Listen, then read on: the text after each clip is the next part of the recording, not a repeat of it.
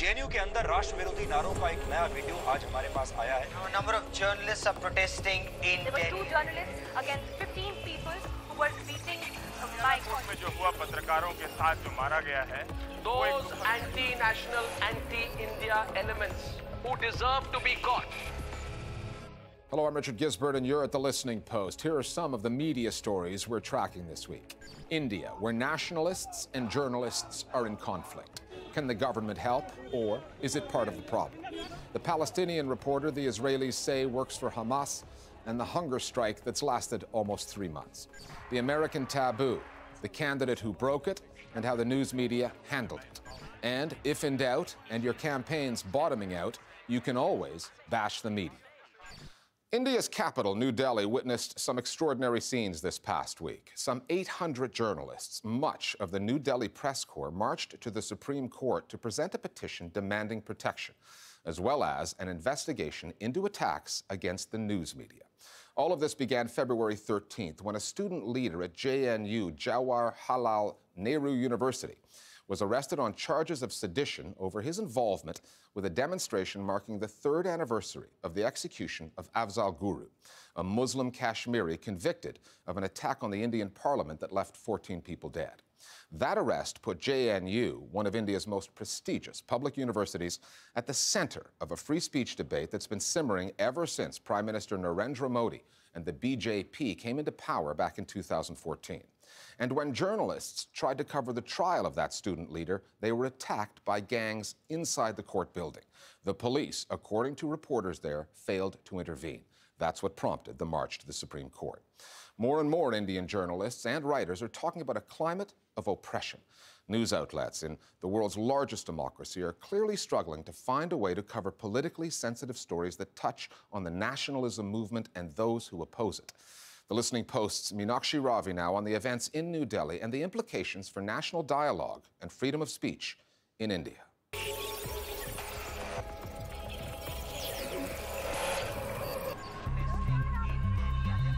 Over the past 10 days, Indian news consumers have watched a debate unfold on their TV screens with ever-increasing decibel levels. A big row has erupted in Jawaharlal Nehru University. Students shouted anti-India slogans.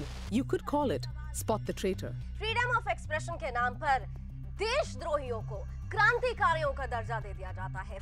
What happened on the JNU campus was clearly a reflection of what happens in campus politics in different parts of the country, where there are student groups with very strong, some would say extreme opinions on politically contentious issues.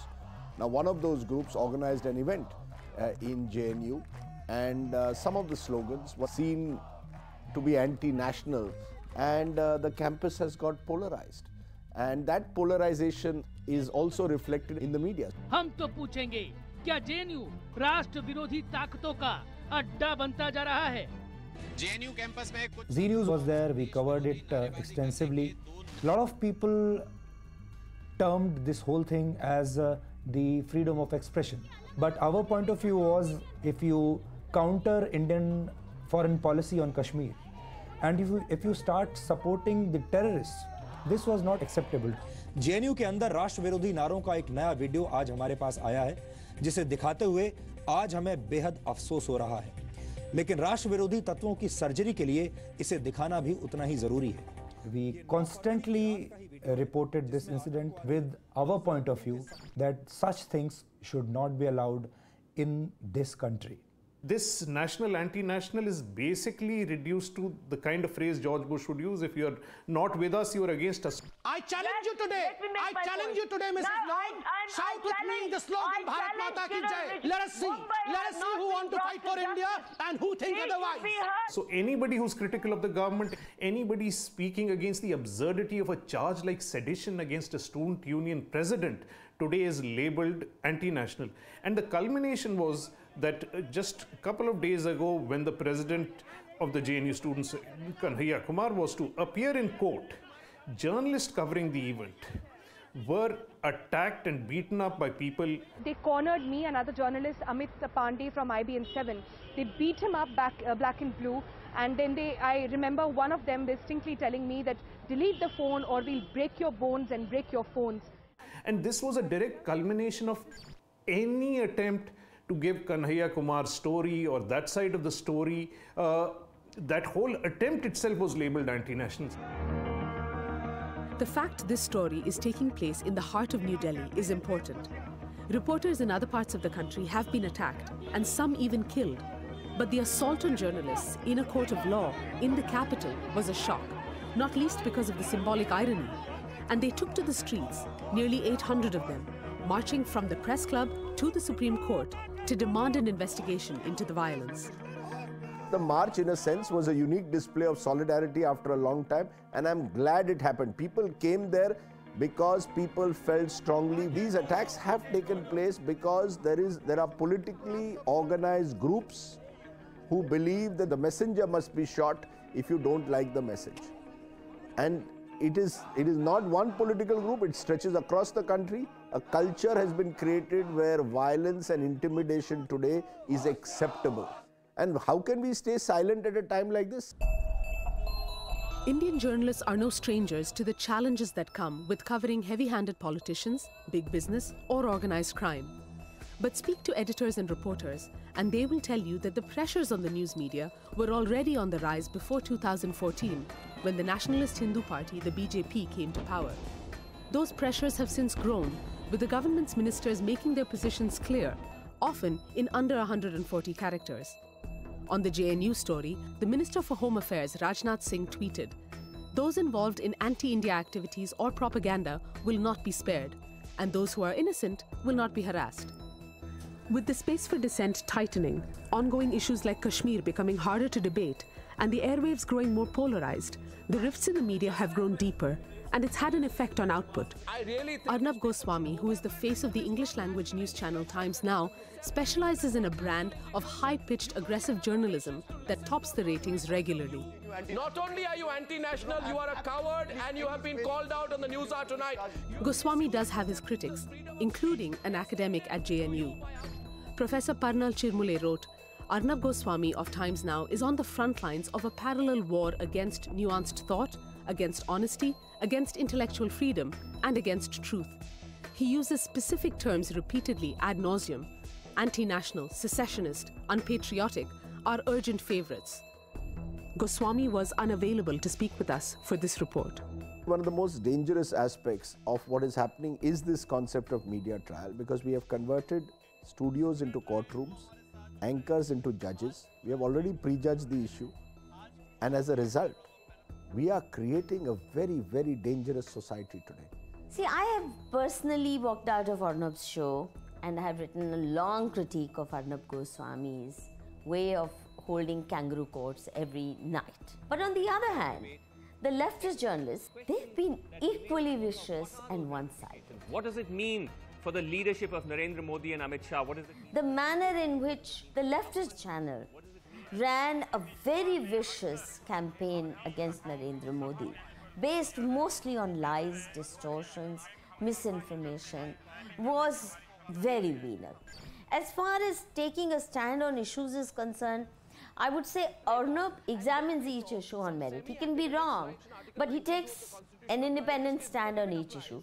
The whole tone of the media, how media reports in India has become very negative. So at Z News we have started showcasing people who are actually helping the society.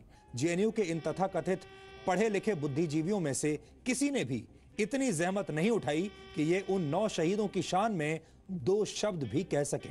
You know, the soldiers who are being killed on the borders, they were all martyrs.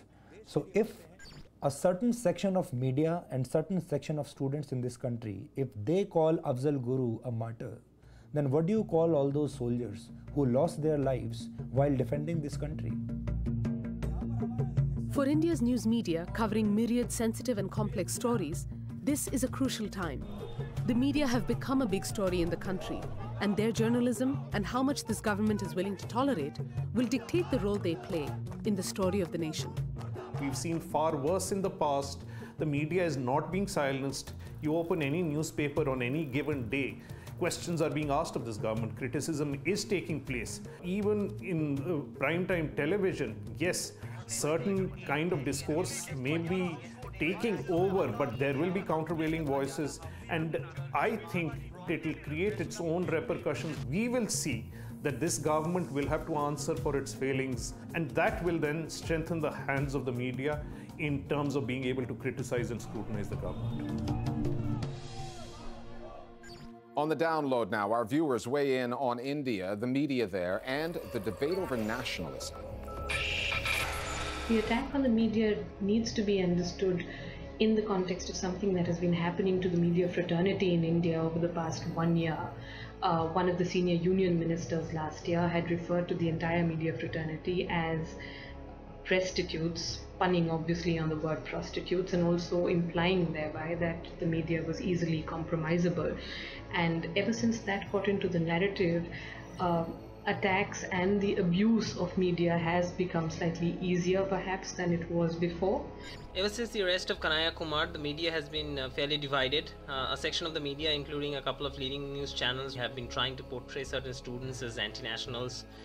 They have been carrying out media trial. Another section of the media, which includes television channels and especially print media, have been fairly critical of the actions taken by the government. It is particularly worrying that media is actually targeting certain students and is almost like, they are like the jury, the judge as well as the executioner. Other media stories that are on our radar this week. A Palestinian journalist imprisoned by the Israeli authorities is now reported to be more than 85 days into a hunger strike, and his lawyer says he is on the verge of death. Mohammed Al-Keek was working for Al-Majd TV when taken into custody in November, accused of being a Hamas activist. Al-Keek was being held under what is called administrative detention, which under Israeli law allows the authorities to indefinitely hold, without trial, prisoners deemed to be security threats. Earlier this month, Israel's Supreme Court lifted Al-Keek's administrative detention order. However, it ruled that he may not leave the hospital or be transferred to one on the West Bank. According to his lawyer, Mohammed Al-Keek has lost 40 kilograms. He is suffering from organ failure and no longer has the ability to speak. Israel currently has around 6,900 Palestinians in its prisons, 650 of whom are under administrative detention. The war in Yemen is taking its toll on the media there.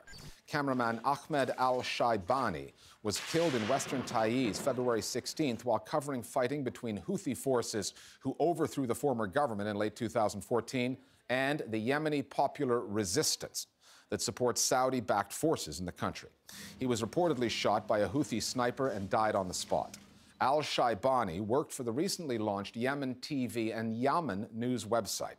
Yemeni journalists are facing intense pressure from both sides in this conflict, and some have been casualties of the crossfire. 2 television journalists working for the Houthi-controlled state television channel and their 3 children were killed in an airstrike carried out by the Saudi-led coalition in Sana'a February 10th. According to the New York-based Committee to Protect Journalists, at least 10 other media workers have been killed in Yemen since Houthi rebels captured Sana'a about 18 months ago. In Bahrain, an American freelance journalist and her 3-man camera crew have all been released after getting arrested while covering anti-government protests on the 5th anniversary of the political uprising there. Reporter Anna Day and her colleagues were charged with entering the country illegally, taking part in illegal gatherings with criminal intent, and undermining public security. They were freed 2 days later. No one involved with this story is saying who they were working for when they got jailed.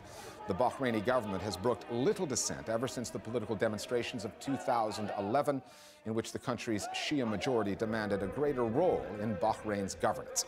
According to the Committee to Protect Journalists, Bahrain currently has 7 local journalists in its prisons facing a variety of charges, such as insulting the king, inciting illegal protests, and plotting to bring the government down. When Donald Trump started his campaign for the White House, the U.S. mainstream news media thought they had a pretty good handle on him. Just another sideshow that would distract the political classes temporarily until the Republicans came to their senses and the party's establishment got its way. But Trump's dominance has gone on far longer than the pundits predicted, and he is now making all kinds of people nervous, including the establishment media. That's because Donald Trump isn't afraid to tell it like it is, and in so doing, he articulates some inconvenient truths. Which brings us to the Republican debate in South Carolina last weekend. Trump declared live to a national audience that the Bush administration, and therefore by association, the president himself, deliberately lied to the American people about weapons of mass destruction in Iraq. Over the past 15 years, American politicians and journalists have been critical of the Iraq War, the way it was fought, the intelligence that led to it. But when apportioning blame, the worst that they accuse the Bush administration of is poor judgment. They often say that the White House was victimized by faulty intelligence. They almost never accuse President Bush of starting a war based on lies. That essentially is what the leading Republican candidate just did. Donald Trump broke an American taboo, something that not even the so-called liberal media in the U.S. dare do. CBS News brings you the Republican presidential debate. Obviously, the war in Iraq was a big, fat mistake. They lied. They said there were weapons of mass destruction. There were none, and they knew there were none. There were no weapons of mass destruction. All right. Governor Bush. That booing you hear is the sound of a taboo being broken. Mr. Donald Trump. When Donald Trump called Mexican immigrants drug dealers and rapists, they're bringing drugs. He was criticized, but nobody booed. When he said his administration would suspend all immigration of Muslims into America, a policy many called un-American, for a total and complete shutdown of Muslims. Nobody booed. But this time, at the CBS debate, when talking about the Bush administration, WMDs, and lies, he went too far, at least for many of the people in the room. Trump is at once a frightening and interesting figure in that he is willing to acknowledge truths that the power elite has spent tremendous amounts of energy hiding. We should have never been in Iraq. We have destabilized the Middle East. In this particular case, he is challenging a mythical narrative that has emotional resonance within his own constituency. Yeah, I think that it is clear that that this was not a cross-section of America that was booing Trump. It was Republican functionaries and funders. And as a matter of fact, if you looked at the tracker of the response to what people were saying, done by a focus group of regular people, Trump's numbers dramatically escalated, went up as he was launching his attack. So I think if you saw the general public there, you would have heard cheers instead of boos. This is a CBS News update. The same cannot be said of major American news outlets. Donald Trump's words would have made the news media squirm over what they failed to question in the run-up to the invasion. President George W. Bush was right about Saddam Hussein hiding weapons of mass destruction. And what they failed to point out thereafter, when no WMDs turned up and the Iraq War went from bad to much, much worse. We've now lost 4,000 American servicemen and women in Iraq. And after Trump's outburst last week, some big names in U.S. journalism did not take kindly to what was said. Last night adopted the most vicious line of the hard left in this country: Bush lied, people died. Then commentators like George will come out the next day and say, oh, that's a hard left conspiracy theory, even though it's been proven over and over from reports released from the Bush administration, because then you might expose the whole lie. It is a stinging indictment of our media that it takes a carnival barker like Donald Trump to make this statement and get everybody talking about it. There were no weapons of mass destruction. However, it's not often addressed because the media is partly complicit in perpetuating the claims about weapons of mass destruction, and typically do not implicate themselves in the decision to go to war. And if they do, they might place blame on one person. So the New York Times might place blame on Judith Miller and her passing along of information uncritically to the front pages of the New York Times, but not on the entire structure of a newspaper. Media institutions, like a lot of institutions, like a lot of cultural structures, have their taboos. They draw the line at bad motives. It's put most critically in terms of blunders, noble efforts gone awry. I really thought we could bring peace and justice and freedom and all of that stuff. You've spent too much blood and treasure on these ungrateful people in the Middle East and trying to bring democracy to them. So I think it's the critical aspect of motives is where the line is drawn.